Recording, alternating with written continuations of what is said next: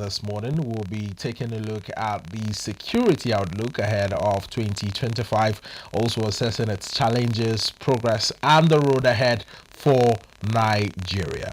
Well, our guest on the program this morning is Senator Iroegbu, who is a renowned expert in defense, conflict, security, development, and geopolitics, boasting an impressive portfolio of achievements as the CEO of Canag Communications and editor-in-chief of Global Sentinel, a leading online magazine. He provides professional insight and analysis in security, defense, crime, judicial, cultural, and diplomatic issues. A very warm welcome to you, Senator. It's wonderful to have you in the studio with us this morning. Thank you. And compliments of the season. Thank you. Happy New Year. Happy New Year to you too. Now, talking about 2025 in line with our security challenges, when we look at it, Nigeria has peculiar challenges in different regions. For you, which would you say is the most pressing region with an urgent need for a solution? When answering that, is very difficult to actually say the most pressing because almost all the regions have their peculiar needs that need urgent attention. Peculiar security needs that need urgent attention. But generally, there is the one that is affecting all of us. When we talk about security, we only look at traditional aspect of security and like kinetic aspect of it. Yeah. Guns and bullets, boots on ground, all those things. But there is aspect that is affecting. United Nations has gone ahead over the years to expand the concept of security to draw attention to what is called human security, which is actually at the foundation of every other insecurity or security you're talking about.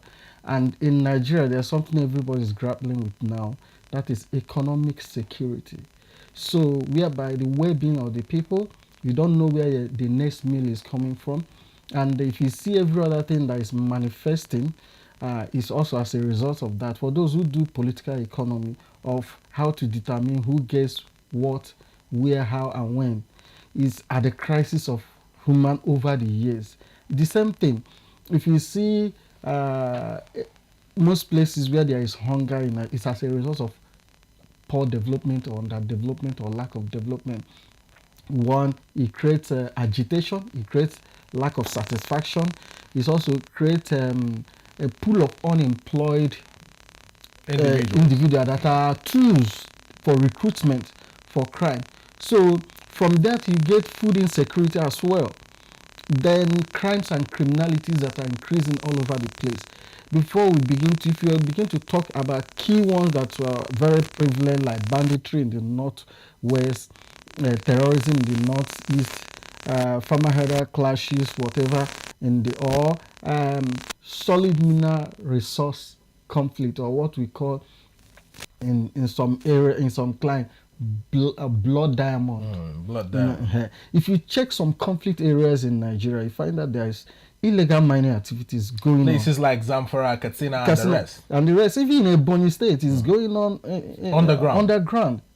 So you see a lot of illegal mining activities, crisis, conflict, kidnapping, whatever. You may be on the surface, you call it banditry, but if you check underneath, you find out that there's illegal mining activities also going on in those areas. Then the issue of non-government agitation, the kidnapping all over the place, militancy that is still, there's a latent piece, but it has not completed. That means it can erupt anytime, but there's still oil theft going on. Then cultism, all those, and other crimes. I like the background to this conversation. You've hinged on economic security, particularly with reference to what is happening in Zamfara. Yes. Now, there is a level of insecurity in Zamfara, but when you trace it to the root cause, many talk about how easy it is to recruit members of the community into illegal mining, and from there, you have those who are young bandits, young terrorists, aspiring to become even terrorist kingpins in Zamfara. In tackling that issue, how does the government at the state and the federal level attend to the economic security of persons like that who can be easily recruited into crime and criminality? Okay, when you're tackling security, even though we segment it to be able to define it so we understand different components, but it sometimes when we apply some solution, we just do one and leave the other. It has to be a wholesome thing. While we are talking about the human security aspect of it, the traditional one too should not be neglected. It's actually very important too. So, but right now, the federal government is just applying the traditional, that the kinetic, the military, they are doing their best. So what needs to be improved too is intelligent-led security operation, whereby more actionable intelligence need to be. Then more improved kinetic approach. The military, they are doing well, you need more equipment, Yes. more support, and more planning or a holistic policy towards that area. I'm just trying to. All right. Carry on. Because I say it have to be a wholesome. So I'm just talking about improving the kinetic aspect, improve security operation, intelligent-led approach. Then, like you noted, there need to be more. The citizens need to be more engaged. People need to see presence of government in their life, and because there are a lot of unemployed youth that are ready for recruitment. Then you see, thank God enough, the budget for this year, which is humongous, the defense and security budget, almost 5 trillion naira. And we are talking about something that used to be whole annual budget. That's 4.999 trillion. That's 5 trillion naira for security. And now we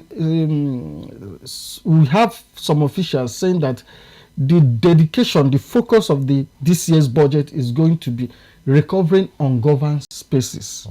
And Zamfara is one of the archetypes of ungoverned spaces, because a lot of areas are held sway by the non-state actors, or you call them bandits. So if federal government is to make sure that they recover this, but just recovering it kinetically is not enough. You need to sustain it. Now that goes back to issue I've always talked about. If you check the deterioration of security, of security or insecurity, increase of insecurity in Nigeria, it coincides with the deterioration of local governance in Nigeria. Because local governance system has collapsed.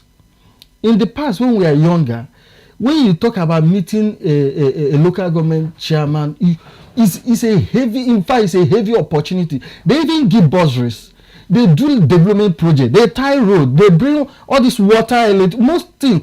In the past, that's what I'm saying. When we are as a kid, I used to see what local government, even councillor, when they tell you this person is a councillor, it's a big position. It's a big position. You rate that person high, morally speaking, politically speaking, leadership wise. But now, over the years, that element of governance has wiped off. People only look at the state capitals, then the federal. So, over time, the non-state actors looked and saw that there was a gap. They seized this space. People are not seeing governance. People are not seeing government. People are not feeling government presence. They become disillusioned. They become anti-government. Let me take you back. So that's what we are having. Actually, to round up in Zamfara and also across let me take so you back. They can get that right. You have made a very brilliant point here, Senator, and that is one of the reasons I think that the federal government decided to grant financial and administrative autonomy to these local government areas to bring back the old glory days that you mentioned you experienced as a kid, where local government chairmen were revered and given so much respect, and they had so much powers and all that. Now, one major issue that has been a huge topic of discussion when it comes to security and insecurity in the country is the issue of state policing. State policing has been a huge topic. Recently, sometime late last year, we saw that almost all the 36 states of the Federation were set to, accept the idea or the concept of state policing. As a security expert, to what extent do you think this module would help in stemming down that grassroots problem that you have mentioned in order to address the bigger issue that we are seeing at the national level? Okay, when it comes to the issue of state policing, I'm an advocate of state policing. Even though there are fears, people have expressed fears about the overbearing nature of the governors, and but in everything, there's no perfect system. Certainly. Yes. And what Nigeria is currently practicing seems to be an anomaly, whereby we have federal system, but a centralized security architecture. It's just like you are having a Bentley with a Volkswagen engine. So it doesn't. There's no correlation. Yes.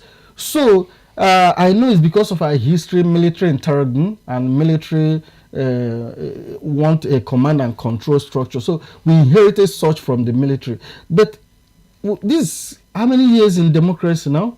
I think about 25 years 25 years. So we should be able to erode, because I see a lot of practice we inherited from the military are still, we have normalized it and think that is what is obtainable. Military only invented those things to suit their type of governance because of the nature of their governance. So we need to erode that and bring back the decentralized security, which is state and community policing.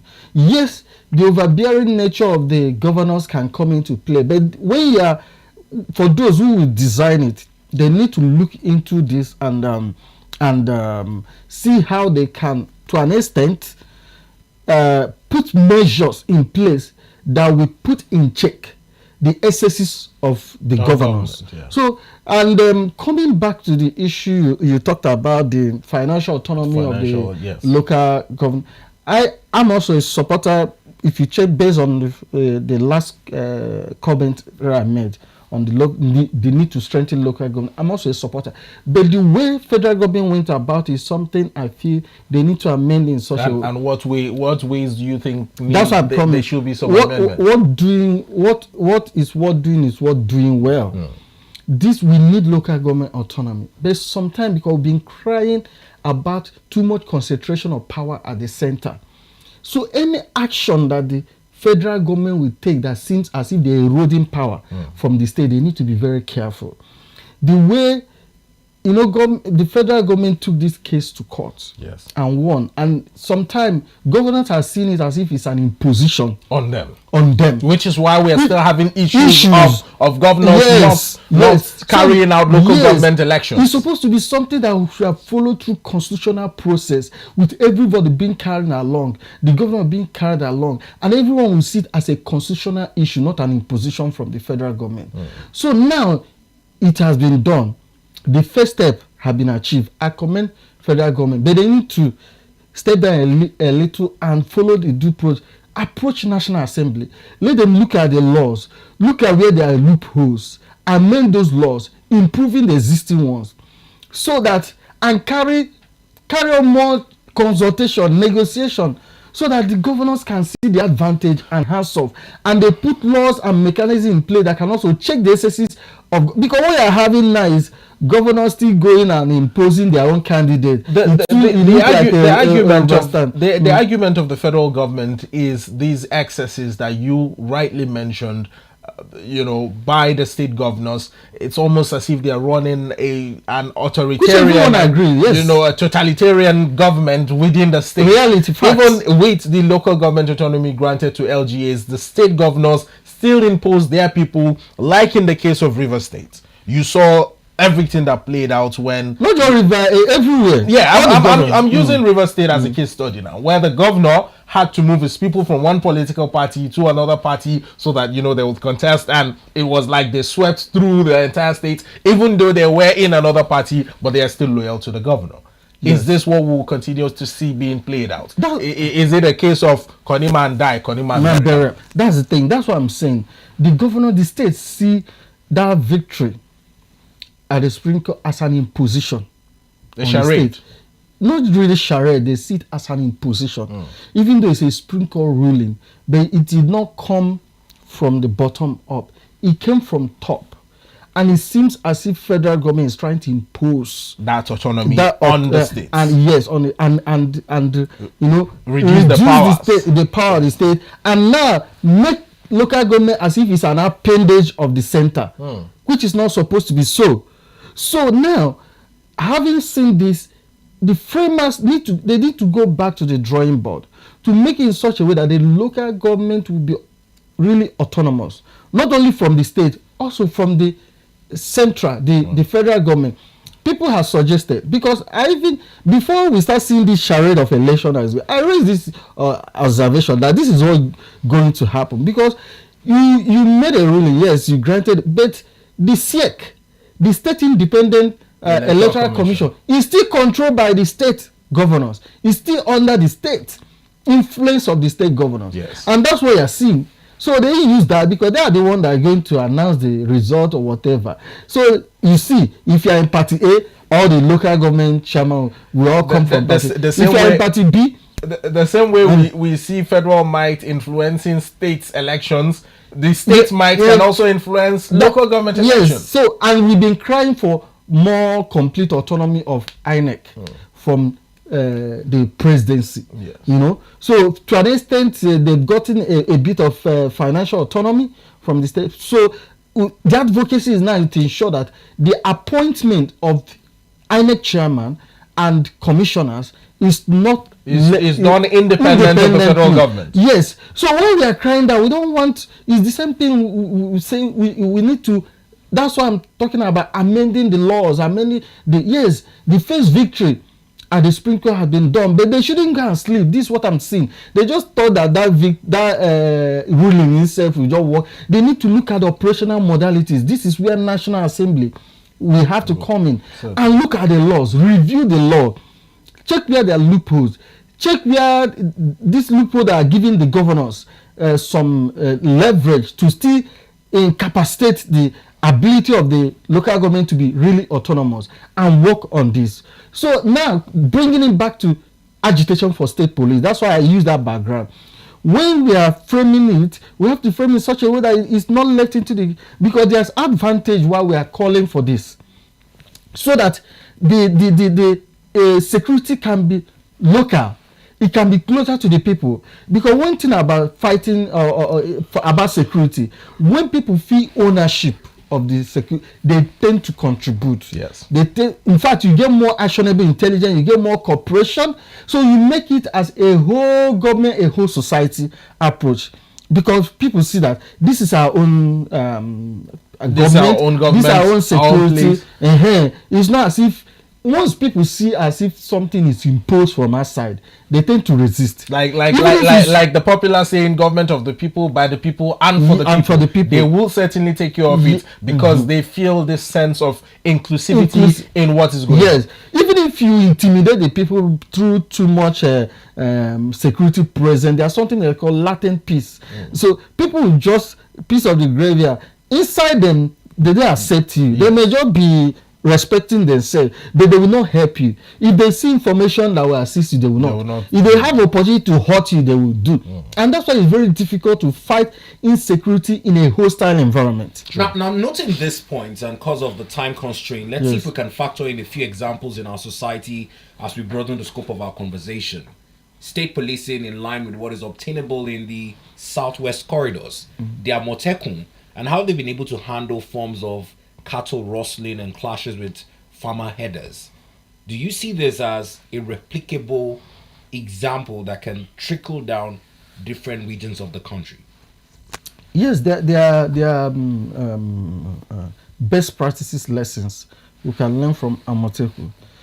Yes, even though I supported Amotekun and similar in principle, because nature abhors vacuum, but I'm not an advocate of having quasi or informal security outfit for a long time to replace formal. Those things are stopgap measures, because there's no, that's why, because when not this, remember we talked about the ungoverned space.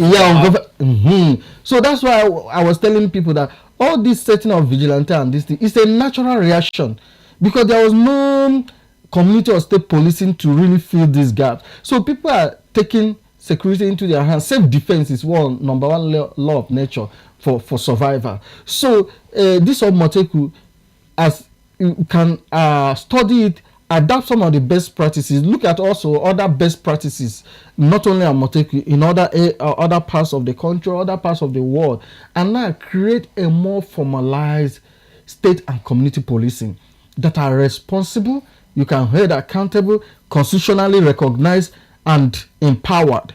So Then this other informal can now be like a support system to do it. So yes, there are some lessons that can learn how they manage to maintain some level of even though not really completely, there are some lapses here and there, but it's a good start, and there are some things to learn. But the point is, all these things need to be formalized, constitutionally recognized, and give them training for human rights and all these things. Even though we've not had much of that human rights violation from Omateku, though there have been some few instances, but it's to ensure that we have a constitutionally recognized state policing and community policing outfit, across board. Now, crossing away from the southwest and coming to the southeast, where there have been cases of human rights violation occasioned by agitation, either by the ESN, IPOP networks, and the havoc they're causing with a sit-at-home order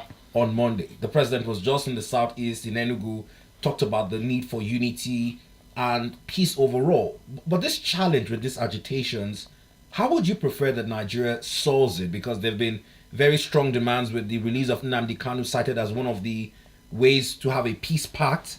What would you say would bring an end to this insecurity in the southeast?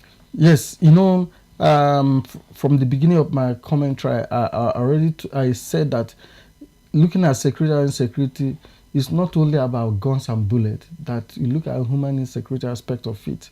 And I just discussed it peripherally at an introductory level. And this is one aspect of it. Federal government, apart from just saying they need to take some active steps. Not just sending police, military, intelligence, no. You need to engage the people, take some, and so before, towards the ending of Buhari administration, I know Southeast leaders made Buhari and say, look, this thing, yes, there's already a legal process going on and all this. There's also security deployed and all this. That this thing is something that needs political solution.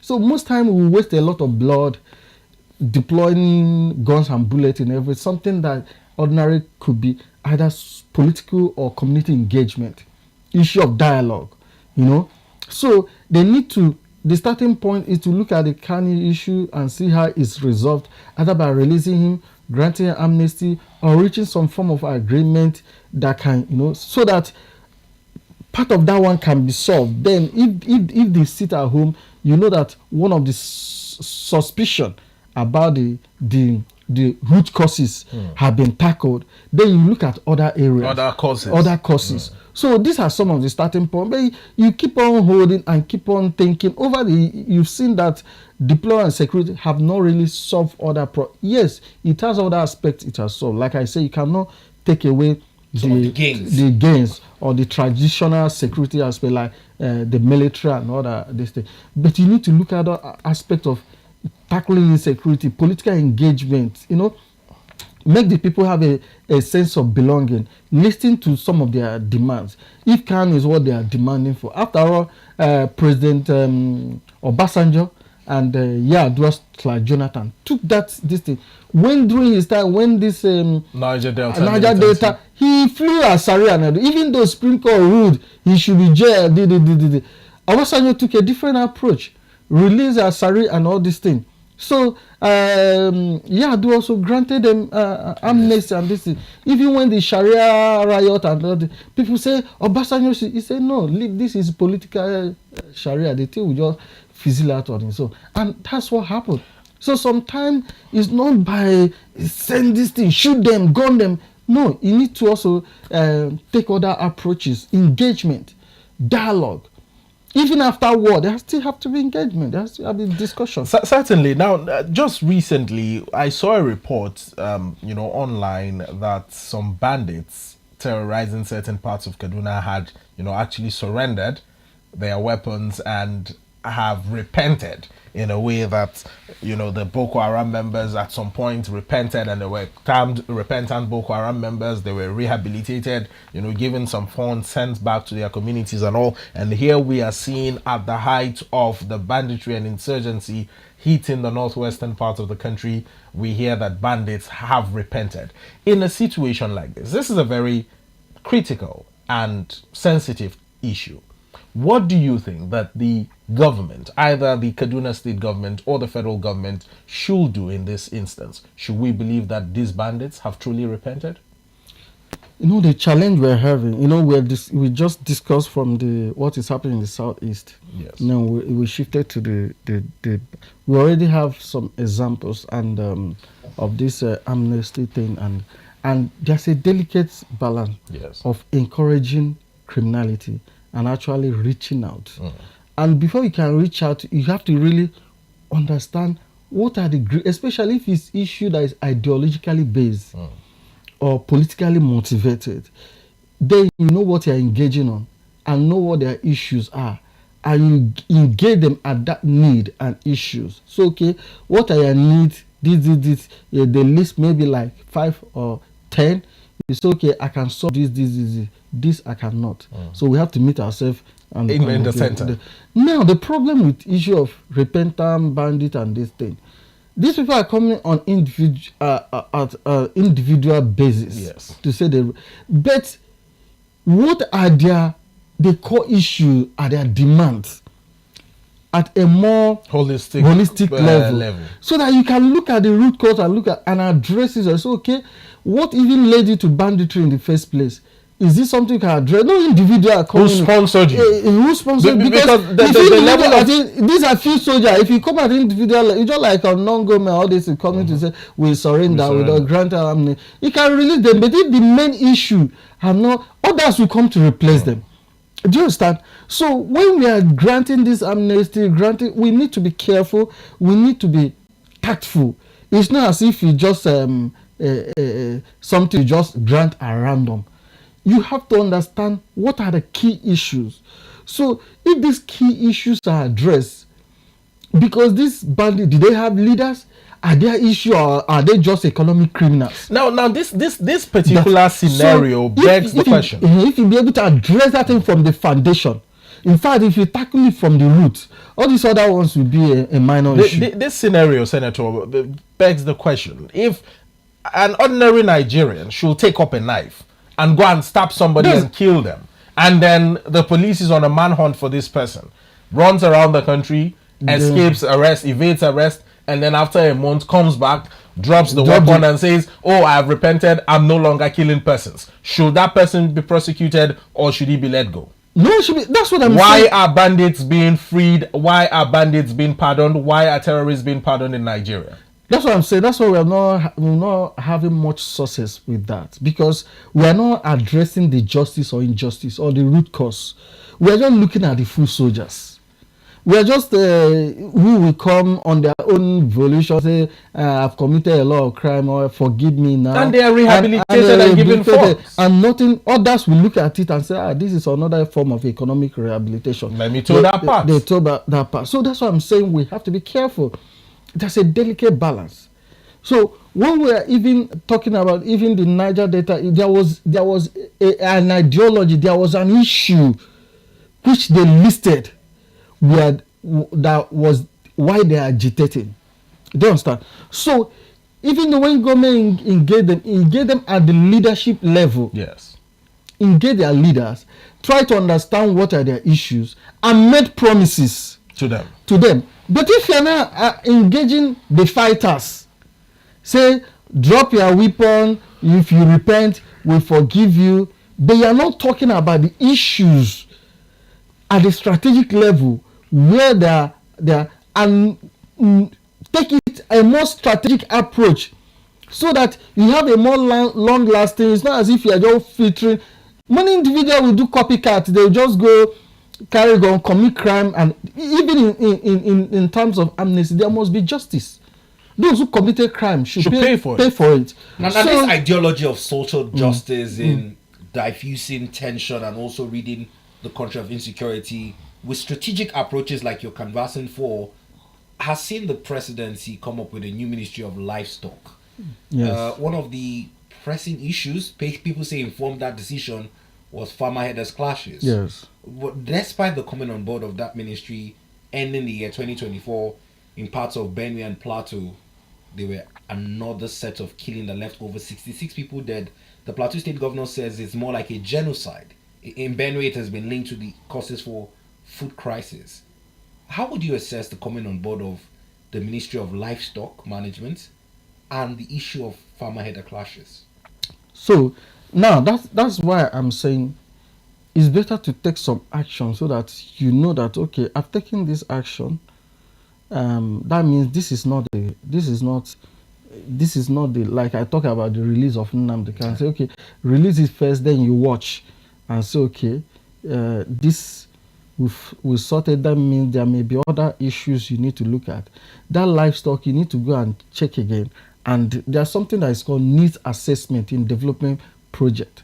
There's something you as a funder or a developer or think the people need. You assume. But it may not be what really the people need. You may come, these people, there's no road, they need road. I think the road is to have dual carriageway or 5 lanes, and you put it every day is killing the children. They don't even know their left and right, how to cross road. You might not have solved their, maybe the first what they need is education, orientation, training them how to know what good road means, how to know what development means, how to understand that this benefits their life. So you now look at this, the livestock, you put it, why is this crisis still going on?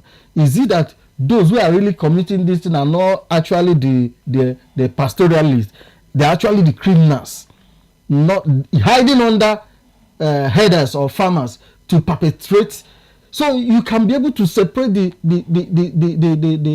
crops from the weed. The weed. So you've taken the first step, you go back and review, because most times we don't do post-mortem, we don't do what you call monetary evaluation and assessment. We just side project, we let it be. We just bring a policy. We don't like I've told people, you do this operation safe corridor, like this amnesty to Boko Haram. For years, have you gone back and do post-mortem, assess, check this policy, is it working? If it's working, how effective? What are the advantages and what are the disadvantages? Are the advantages more than the disadvantages, or the disadvantages more than the advantage? These are some of the things. So they brought this as a solution. They can review it, check again. Okay, Minister of Livestock, what are your activities? Do we bring ranching as a solution? Do we bring Ruga as a solution? What are that? Do you need more engagement with the people? So there should be a follow-up measures, not just the same way I talked about victory at the Supreme Court level about local government. After that, no follow-up to look at the whole policy on this, the whole this thing, and check where there can be amendment, there can be improvement, there can be close some of the loopholes. Sometimes we don't do policy and throw it and go to bed. All right, Senator Iroegbu, I must thank you so much. I'm afraid time is not our friend, but it's been a very interesting conversation with you on the program on Morning Express. Thank you very much, and thank you thanks so for much the opportunity to come.